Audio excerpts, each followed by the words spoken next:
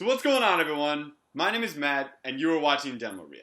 Now, earlier, I premiered The Art of Emptiness by the band Torrejón on Demo Reel, and I was so excited to share this one because it was both the first animated video and the first music video that we've ever shared. So I was super pumped about that. And right now, I am sitting with Charlie Roadman of the band Torrejón and the director of the video, Mr. Jay Hollinsworth. Guys, how you doing today? Great. Hello. How are you? Doing fine, doing fine. Thank you so much for taking the time to sit down with me. Thank you. Our pleasure. Cool. Oh, and also, guys, if any of you haven't seen the video yet, leave now and come back. Same old spoiler warning. So, guys, normally I would ask what was your inspiration for this video, but this seemed like it was very clear what you were talking about, what story you were trying to tell. So my question is, what made you want to tell this particular story? I think when I was working on the lyrics to the song, it's just a sequence of jokes, really, that about George Bush's psychology or what he must be struggling with in post-presidential life, trying to figure, and I sort of writing these lyrics, and once I was done, I recorded it, and then just knew I wanted to. It's like an op-ed piece. Like I just always imagined it like an op-ed piece, like Maureen Dowd or somebody writing just their speculation. I talk about what must be going on in his head, right. And so I just knew I wanted that song out there, and I asked Jay if he could do a video for it, and so happy he agreed to do that. Yeah, and when we first met about the video, you pretty much had the narrative all laid out, and when we talked about what we wanted it to be about, you pretty much just laid it out, and I'm like, okay, it's done. I can just storyboard it from here. So. Well, I thought, that he has to buy paints, right? I mean, he probably does. He probably has people buy paints for him, but I imagined him going to the paint store, and then, I always imagine him not being able to look at a newspaper. Like it's just, the news is pretty horrible, and yeah, it's just so. When I heard that he was painting, it made sense to me. Like I felt like, yeah, it's this escapism, and of course he found something. I was like, I guess I was happy that he found something. Right. But I had my own escapism is I love mixing music. Like on my laptop with my headphones on. It's that scenario where you can start at 6 p.m. and the next. You look up a second later and it's 2 a.m. Just like this, you're just gone. And I just imagined that must be what it's like painting or just functions in that way. Right. And it was interesting. It seemed like, and maybe I'm going to get into too much politics here, but the video seemed both critical and sympathetic to former President Bush at the same time. Was that intentional, or were you trying to make a certain statement about his presidency, or was it just mostly what you said, just like, let's explore the feelings of this man? I think that was one of the reasons I liked the lyrics and songs and the complexity of it. Yes, right. You're exactly right. It's in a way it's mocking him, and another way it's rooting for him. And I think it's 51% mocking him, 49%.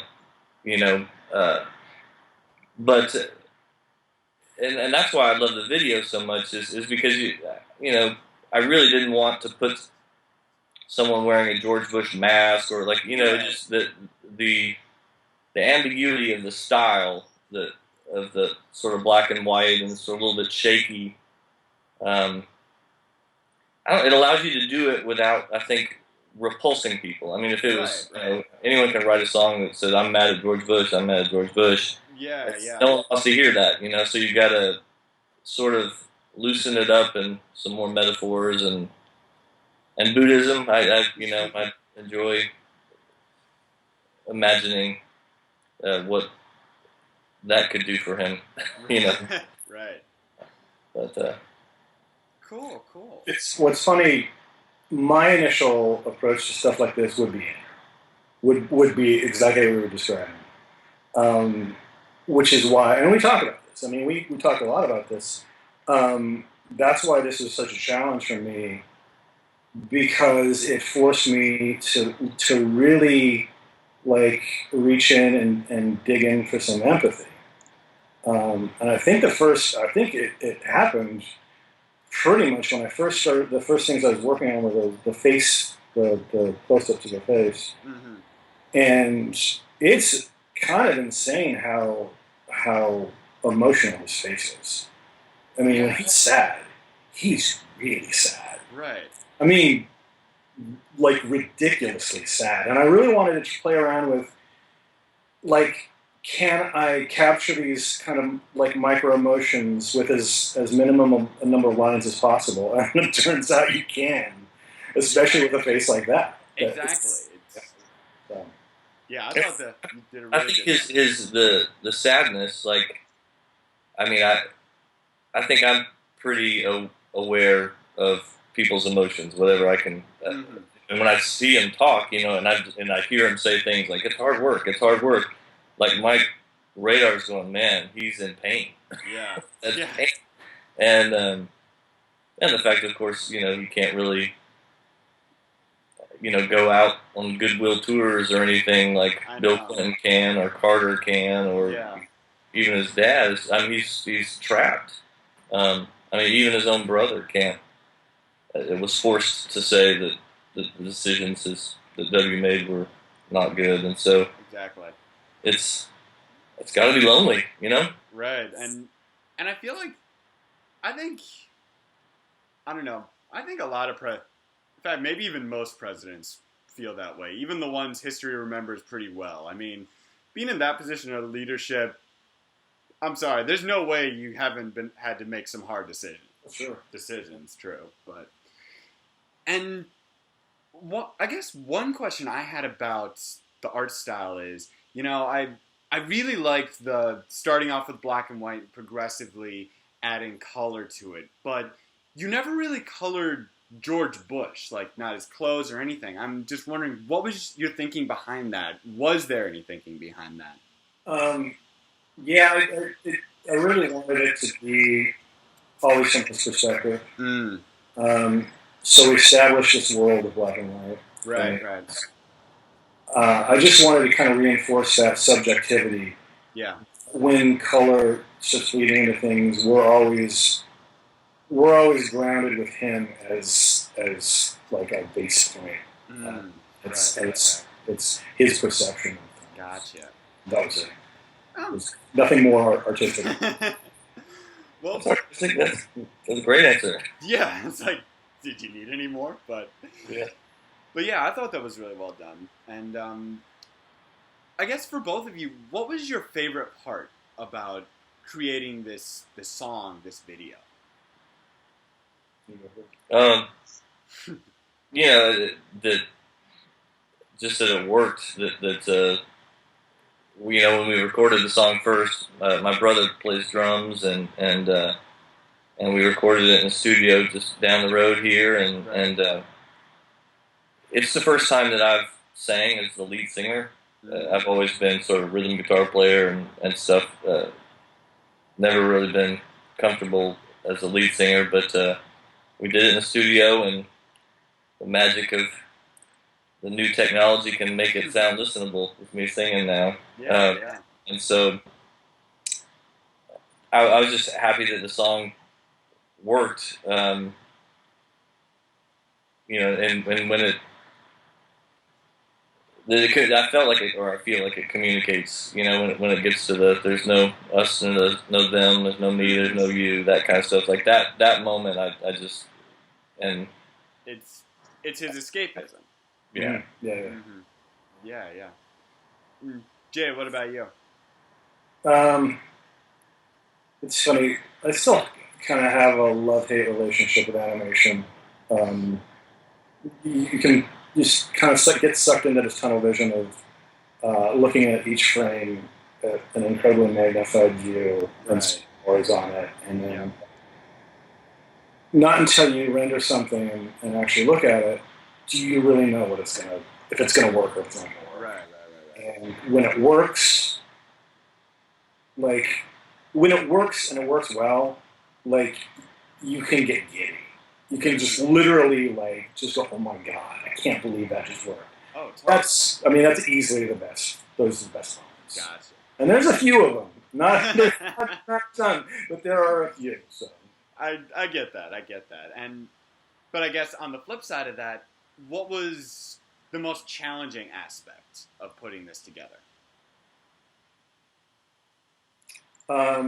It's still animation. It's just time consuming. It's just, I mean, yeah. I kind of tweaked the process to make it a little more streamlined, but it's still an animation workflow. It's still 24 a second, and it's you got a reasonably tight deadline. I think that last week I was pulling 14-hour days.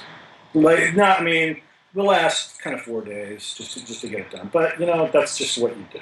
Right. Yeah. That's everything. But exactly. Charlie? The most difficult part, I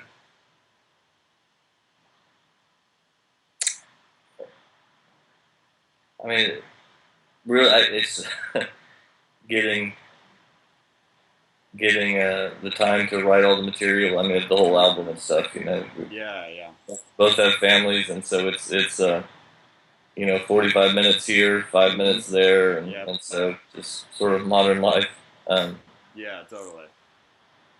Or I guess the show Saturday, I have to. The recording is just me and my brother, but getting a band. Yeah, I had to get a band, which luckily I've got some very talented friends. But that's the hardest part, rehearsing the band. Right. To play a show, so we have to play 15 songs. Like, I don't think we're gonna get away with playing just 6 from the EP, so we had to learn a lot more material. Somehow I think you'll be able to do it.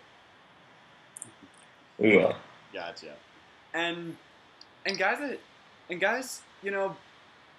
now speaking of the show, what's next for you guys? What's on the horizon? Are you working on anything? What's going on with you guys? I think after the show on Saturday, I'm taking a little break. Although now that this EP is on Spotify and iTunes and everything, it's so easy now to just add one more song, like a single, so yeah. I think I'm going to start doing that, just, finishing a song, recording it, and just, now that I've got this sort of base of material, I guess, and so yeah, I think I'm going to release singles more frequently. That's my goal. Cool. As for me, I actually got a short film that I'm finishing, hopefully by the end of the summer, which Charlie actually saw. He saw a rough cut of it months ago, almost a year ago, probably. And that was what caused him to ask me to do the video, because it's very much it's an animated short, very much at the same time as this. So hopefully it'll be done by the end of the summer, and then And what's that film going to be called? It's called Yellow and Red Make Orange. It's Yellow and Red Make. Cockfighting in Central Washington in the 1970s. Nice.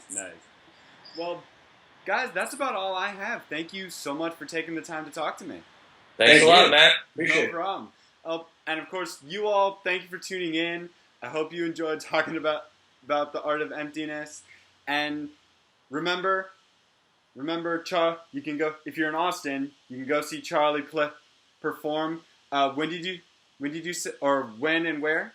It's Saturday, so it's in a couple days from now, July 30th at the Townsend, which is in downtown Austin. Awesome.